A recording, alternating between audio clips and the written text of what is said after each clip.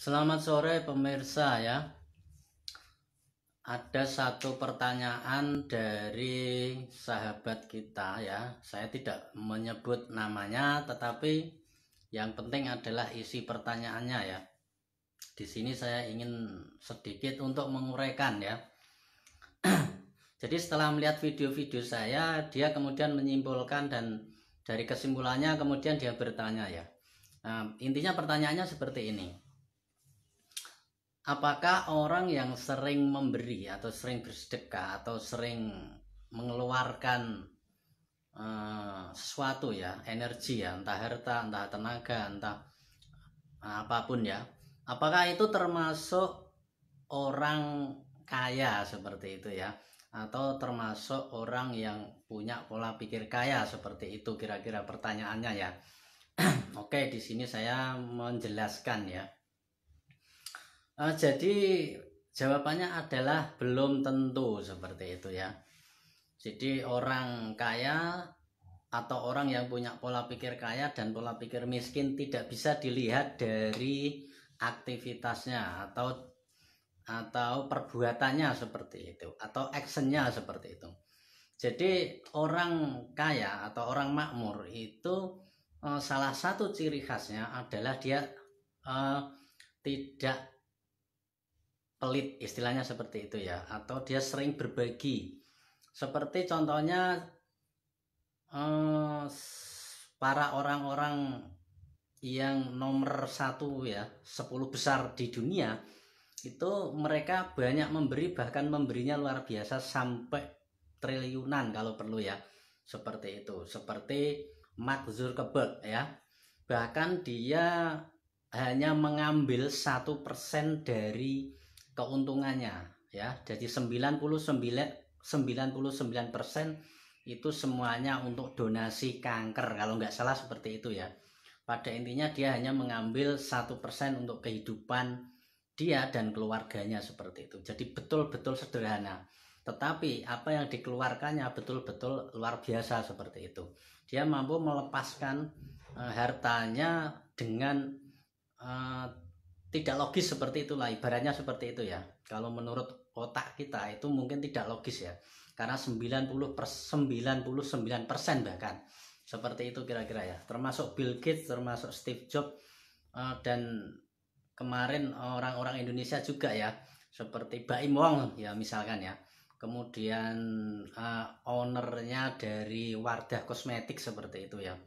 Jadi orang-orang kaya itu selalu melakukan seperti itu ya, seperti nggak mikir seperti itu ya. Nah, apakah tindakan yang seperti itu bisa disebut dengan tindakan kaya? Ya belum tentu juga sebetulnya ya, karena orientasi orang melakukan ini macam-macam ya.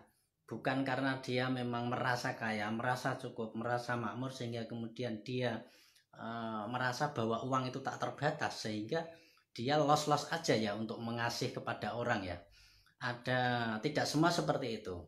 Nah, ada yang motivasinya macam-macam karena dia ingin kembalian atau janji bahwa sedekah itu nanti kembali 10 kali lipat dan sebagainya, atau karena pencitraan seperti itu. Jadi belum tentu ya, kita lihat motivasinya dulu, landasan untuk dia melakukan actionnya itu landasannya apa dulu. Kalau landasannya dimotori atau dilandasi oleh pola pikir merasa atau berpikir kaya, mindset kaya, mindset berlimpah dan sebagainya, maka itu disebut dengan orang kaya seperti itu ya.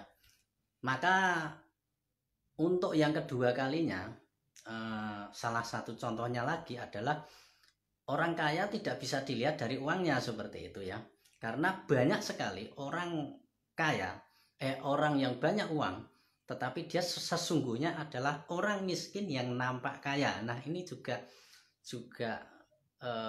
tidak bisa dijadikan sebagai ukuran bahwa orang banyak uang itu kaya. Itu bisa jadi orang miskin tetapi yang punya banyak uang, atau orang miskin yang nampak kaya seperti itu ya. Itu juga tidak hanya dibahas di dalam ilmu spiritual, tetapi di dalam bukunya Robert T. Kiyosaki. Dua bukunya saya pernah baca, Rich Dad Poor Dad dan Cash Flow Quadrant ya. Di sana juga disebutkan bahwa Orang kaya tidak bisa dilihat dari uangnya, tetapi orang yang banyak uang itu belum tentu kaya, karena dia bisa jadi orang miskin yang nampak kaya seperti itu. Dan itu yang lebih berbahaya ya sebetulnya ya, kata Robert Kiyosaki sendiri di dalam bukunya tersebut. Itu yang justru lebih berbahaya. Karena apa? Ketika orang memiliki harta benda dengan sangat banyak sekali tapi jiwanya miskin, pola pikirnya miskin, maka keterikatan dia terhadap harta itu sangat tinggi karena dia memiliki, sehingga kemudian usaha untuk mempertahankannya itu jauh lebih besar daripada orang yang tidak punya. Kalau orang tidak punya, dia malah nggak mikir seperti itu, karena nggak ada yang dipikir, nggak ada yang untuk dipertahankan seperti itu. Dia lebih parah orang yang punya uang tetapi jiwanya miskin seperti itu ya, atau pola pikirnya miskin. Nah itu ya. Terus yang ketiga, contoh lagi, orang yang selalu bekerja keras atau orang yang sepertinya rajin, apakah dia itu benar-benar orang yang giat bekerja? Nah itu juga belum tentu ya. Kita tidak bisa melihat dari orang yang sibuk atau orang yang sangat sibuk sekali kemudian kita menganggap bahwa dia adalah pekerja keras. Tidak seperti itu ya. Jadi ada banyak orang yang dia sesungguhnya itu pemalas tetapi nampak seperti seorang pekerja keras seperti itu ya. Jadi ini sangat tipis sekali bedanya, tetapi sebetulnya jelas kalau orang yang teliti ya. Dan ini juga tidak hanya berkaitan dengan orang lain, ini bisa kita sebagai acuan diri kita sendiri sebetulnya ya. Orang yang bekerja keras atau orang yang giat bekerja itu motivasinya beda-beda. Karena ada yang memang giat bekerja, memang aslinya dia giat bekerja, dia suka pekerjaan. Orang itu memang suka menyibukkan dirinya dan itu memang hobinya seperti itu. Nah itu yang disebut dengan tipe giat bekerja atau tipe pekerja keras seperti itu ya, tipe orang yang ulet ya. Tetapi ada jenis lain yang sepertinya ulet tetapi sebetulnya tidak seperti itu. Sebetulnya adalah seorang pemalas yang nampak ulet atau nampak gigih seperti itu. Nah kita lihat dari dasarnya dulu ya, termasuk untuk acuan diri kita sendiri, kita itu golongan yang mana seperti itu. Nah orang yang malas atau seorang pemalas yang nampak rajin itu adalah ciri-cirinya ya adalah orang yang ketakutan sebetulnya. Jadi kenapa dia bekerja keras, kenapa dia ulet, kenapa dia ngoyo seperti itu? Bukan karena dia rajin, bukan karena dia seorang tipe pekerja keras, bukan karena dia tipe orang yang ulet, tetapi karena dia digerakkan oleh sebuah ketakutan. Ketakutan tentang apa? Ketakutan tentang masa depannya, ketakutan tentang kehabisan uang, ketakutan tentang kekurangan uang misalnya. Jadi ketakutan tentang ketidakjelasan masa depan ini dorongannya adalah ketakutan ya sebetulnya ya. Jadi aslinya dia itu pemalas gitu loh, aslinya dia pemalas tetapi dia nampak seperti orang yang sangat pekerja keras dan sangat sibuk sekali karena didorong oleh rasa takut sebetulnya. Nah ini yang disebut dengan pemalas yang nampak sibuk seperti itu ya. Jadi tidak bisa kita melihat orang itu berdasarkan tindakannya juga sebetulnya. Jadi kita harus melihatnya sinkron antara hakikat dan syariatnya, atau fisik luarnya dan actionnya dan kemudian dalamnya seperti itu. Nah ini juga agak sulit untuk dilihat ya kalau untuk kita mengamati orang lain ya. Lebih mudahnya kita mengamati diri kita sendiri ya, kita tipe yang apa ya. Seperti itu. Jadi ketika kita seorang pekerja keras yang ulet tetapi didorong oleh rasa takut, maka di situ tidak ada kepuasan. Ya, di situ tidak ada kenikmatan, di situ yang terjadi adalah ke kondisi yang tidak nyaman seperti itu. Beda sama betul-betul orang yang pekerja keras seperti itu ya. Ya, seperti itu ya. Yang kedua, orang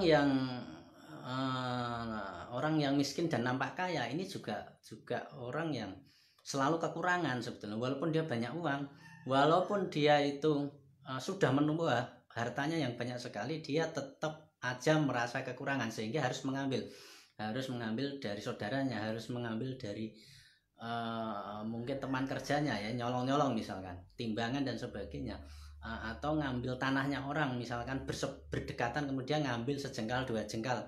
Pokoknya ada upaya aja, ada upaya apapun dia untuk mengambil sesuatu dari yang lain karena dia merasa kurang ya, dia tidak merasa cukup karena jiwanya miskin walaupun uangnya banyak, seperti itu ya. Jadi berbeda sekali ya. Nah, dari penjelasan saya yang video-video yang sebelumnya, saya menjelaskan bahwa pola pikir kaya kemudian disertai dengan tindakan atau action kaya, disitulah yang disebut dengan kesempurnaan ya. Pikiran dan jiwa Anda kaya, dan Anda benar-benar mengimplementasikan jiwa kaya Anda dengan action, dengan gerak, dengan bukti nyata seperti itu ya, dengan terlihat bahwa Anda memang benar-benar makmur seperti itu ya, dengan tidak terikat dengan harta dan sebagainya. Nah, di sini biasanya orang yang sudah mempraktekkan pola pikir kaya dan juga sudah beraction kaya, dia akan mengalami satu ujian sebetulnya ya, ujian pikiran ketika dia lama tidak terwujud apa yang dia inginkan sebetulnya. Nah, ini perlu dijelaskan ya, seperti video saya yang sebelumnya, bahwa orang itu butuh kesabaran ya, butuh kesabaran dan butuh istiqomah istilahnya ya, butuh konsisten ya, atau istiqomah atau kesabaran untuk tetap melakukan atau berpikir dan merasa makmur, merasa kaya, merasa berlimpah seperti itu, untuk fokus tetap berpola pikir seperti itu walaupun belum terwujud seperti itu. Nah, disitulah ujiannya, yaitu kesabaran tadi. Nah, untuk menjelaskan itu ya, bagaimana korelasinya ya, bagaimana korelasinya dan kenapa Anda harus sabar. Nah, disinilah saya ingin menguraikan ya, dengan salah satu penjelasan saya. Jadi begini ya, kenapa Anda harus sabar ya, karena pola pikir kaya Anda, bersikap kaya Anda, bersikap berlimpah Anda itu sebetulnya tidak ada kaitannya dengan hasil seperti itu.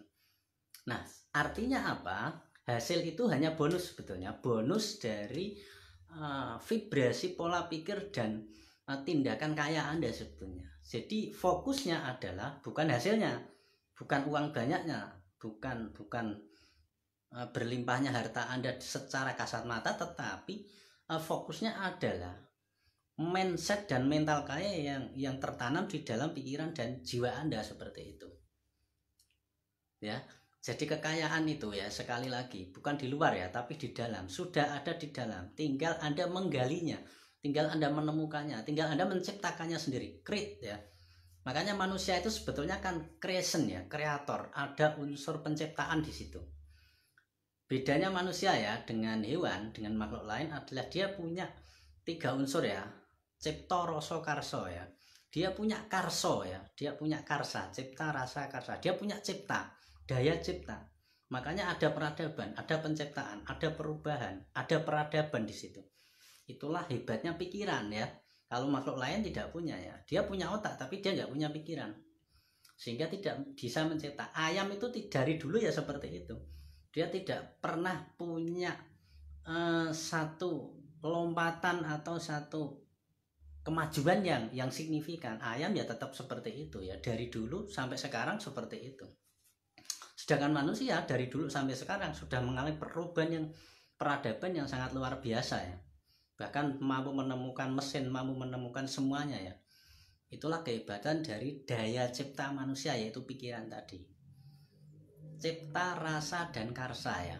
Kemudian 3 unsur tadi menyatu, kun fayakun. Nah, seperti itu ya, menjadi ya. Jadi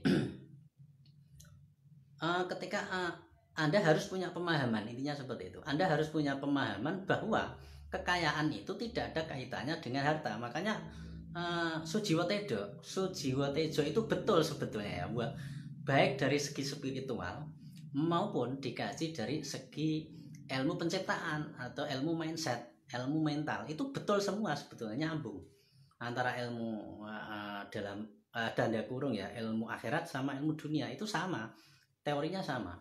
Sugih tanpa bondo ya itu ya. Jadi sugih tanpa bondo, digdaya tanpa aji, itu sebenarnya betul ya. Sugih tanpa bondo, kaya tanpa uang, itu kalau dikaji secara spiritual ya Anda harus merasa kaya dan menjadi kaya, tetapi tidak ada kaitannya dengan duit. Kaya ya kaya, seperti kaya adalah soal perasaan, kaya adalah soal mindset atau soal pikiran Anda ya. Jadi itu kalau dikaji dari segi spiritual ya, Anda sudah cukup, tanpa apapun Anda sudah cukup ya. Anda sudah diberi nafas, semuanya sudah lengkap, tidak perlu apapun. Itu yang disebut dengan sugih tanpa bondo dalam versi spiritual ya, ketuhanan. Tetapi dalam versi mindset, ilmu pikiran, ilmu duniawi itu juga sama sebetulnya teorinya. Kalau Anda kepingin mendapatkan kekayaan itu tidak ada di luar sebetulnya. Kekayaan itu ya sugih tanpa bondo tadi, atau kaya tanpa harta. Karena kaya tidak ada kaitannya dengan harta ya. Duit ya duit. Duit adalah soal angka. Sedangkan kaya itu adalah mindset, pola pikir Anda yang Anda ciptakan di dalam pikiran Anda sendiri, seperti itu. Jadi Andalah seorang penciptanya, kreatornya, seperti itu ya. Kemudian didukung atau di ACC oleh alam semesta. Jadi Anda yang bergerak, alam semesta yang meng-ACC. Jadi kadang kita salah penerapan ya. Dikiranya alam semesta itu mengatur kita, sebetulnya tidak. Kita yang mengatur diri kita sendiri, yang menciptakan diri kita sendiri, menciptakan kehidupan kita sendiri, menciptakan nasib kita sendiri lewat pikiran, lewat perasaan ya, cipto dan rasa, sehingga menjadi karso, kehendak. Cipto, rasa, karso ya. Pikiran, perasaan, keinginan atau kehendak menyatu jadi satu, kun fayakun, seperti itu. Nah, kun fayakunnya di sini adalah ACC dari alam semesta ya, kalau dalam bahasa agama Tuhan. Makanya Tuhan atau alam semesta itu tugasnya cuma meng-ACC sebetulnya, bukan mengarahkan hidup Anda. Yang mengarahkan itu Anda sendiri sebetulnya. Anda mau kemana? Tuhan nge-ACC. Oke, seperti kamu mau kemana? Kamu pengen galau? Ya oke, Tuhan mengiyakan seperti itu. Makanya ada satu dalil ya yang mengatakan bahwa ana inda dzoni abdi bi, istilahnya seperti itu ya. Dalil qudsi kalau nggak salah. Aku sesuai dengan persangkaan hambaku. Jadi yang mengarahkan itu kita sendiri, persepsi kita buat sendiri ya. Kita mau ngapa, kita mau kemana, itu kita ya. Tuhan atau alam semesta tugasnya adalah meng-ACC ya. Jadi semua keputusan Anda dianggap Tuhan, Tuhan tidak mencampuri, dia netral ya. Tuhan itu netral, alam semesta itu netral, dia tidak mengarahkan Anda dari misalkan Anda pengen jelek kemudian diperingatkan untuk ke jalan yang baik, tidak seperti itu. Yang memutuskan Anda sendiri. Jalan itu sudah dikasih semua ya, pengen A atau B, semuanya terserah Anda ya, sudah difasilitasi dengan sempurna. Tinggal Anda pilih yang mana, memutuskan jalan kemana. Kemudian alam semesta cuman nyengkuyung ibaratnya ya, atau nderekke, atau dalam bahasanya mengiyakan ya, atau meng-ACC seperti itu. Jadi itu ya, tugasnya itu hanya meng-ACC ya. Oke, gitu aja. Oke, kamu pengen apa? Jadi kamu harus tahu apa yang kamu inginkan, apa yang kamu butuhkan. Seperti itu. Kamu tidak kemudian mengalir ya, seperti air mengalir. Monggo kerso, saya mau dijadikan apa ya? Tidak seperti itulah. Kamu pengen apa gitu loh. Pertanyaannya kamu pengen apa? Akhirnya kan seperti itu kan. Ya udah Gusti, saya kepengin, atau ya alam semesta, saya monggo kerso sampean, monggo kerso Anda. Lah kamu pengennya apa? Lah kamu ditanya ulang seperti itu, akhirnya bingung kan. Kamu tujuan aja nggak tahu ya kan, keinginan aja nggak tahu, apa yang kamu butuhkan, apa yang menjadi tujuan kamu, apa itu kamu harus men-set secara jelas, secara detail.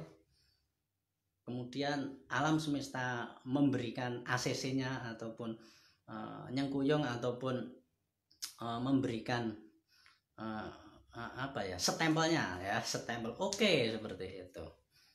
Jadi hukumnya seperti itu ya kira-kira ya dalam hal ilmu penciptaan. atau ilmu manifestasi, seperti itu ya.